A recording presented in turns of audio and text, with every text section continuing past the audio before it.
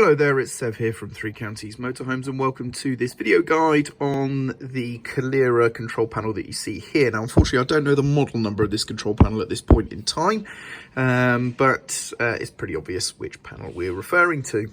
Now it's a very simple and easy panel to use and I'm going to show you the basic functions right now. So we can turn on or off the leisure battery system just here, or the 12-volt power with the power button. This one here will turn on or off power to the water pump, as you can see here, and this one is a light switch, and on this particular vehicle it's set to turn on the outside awning light, which you can see glowing on the door frame just here.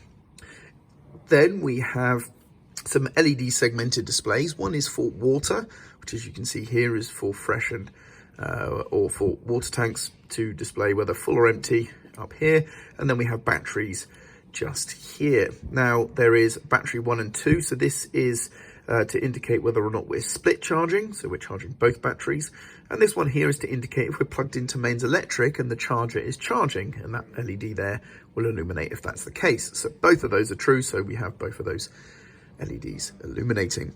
Then we have 4 buttons for which to actually check the levels of the respective batteries and tanks on those displays. So if we look here, first of all, at the top row, this is batteries. We have battery 1 and battery 2.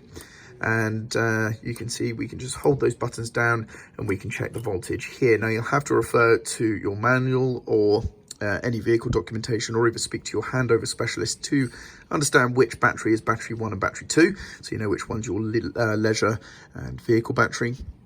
And then here we have your fresh and waste tanks, fresh tank being the sort of just normal cup of water on the symbol just here, as you can see, and then I believe waste will be the cup of water crossed out.